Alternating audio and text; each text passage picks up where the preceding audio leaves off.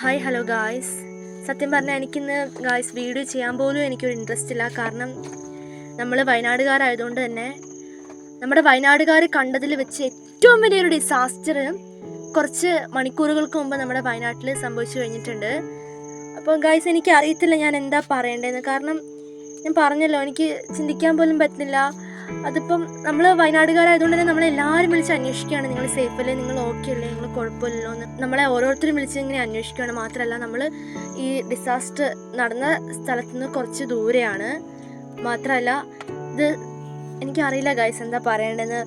ഭയങ്കര വിഷമം എന്ന് പറഞ്ഞാൽ അത് കേട്ടതിൽ പിന്നെ നമ്മൾ രാവിലെ തന്നെ 24 ഓൺ ചെയ്തപ്പോൾ നമ്മൾ കേൾക്കുന്നത് ഈ കാര്യമാണ് ഗൈസ്. നമ്മൾ ഒരിക്കലും എക്സ്പെക്റ്റ് ചെയ്യുന്നില്ല ഗൈസ്, നമ്മൾ ഒരിക്കലും പ്രതീക്ഷിക്കാതെയാണ് ഓരോ കാര്യങ്ങൾ സംഭവിക്കുന്നത്. അപ്പോൾ നമ്മളിനി അടുത്ത നിമിഷം നമ്മൾ ജീവനോടെ ഉണ്ടോ എന്ന് പോലും നമുക്ക് പ്രെഡിക്റ്റ് ചെയ്യാൻ പറ്റില്ല. ഒരുപാട് വിഷമമുണ്ട് ഗൈസ് എനിക്കിത് പറയുമ്പം.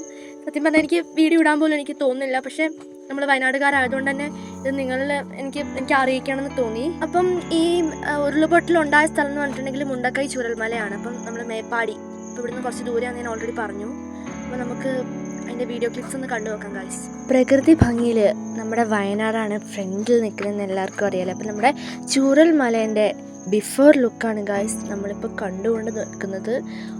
ഒറ്റ നിമിഷം കൊണ്ടാണ് ഗായ്സ് ഇത്രയും കാര്യങ്ങൾ അവിടെ സംഭവിച്ചത്. നമ്മൾ കണ്ണടച്ച് തുറക്കുന്നതിന് മുമ്പാണ് ഇങ്ങനെയൊക്കെ സംഭവിച്ചത്. ഇനി ഇങ്ങനെയൊന്നും സംഭവിക്കില്ലേ, നമുക്ക് ദൈവത്തിനോട് പ്രാർത്ഥിക്കാം ഗായ്സ്.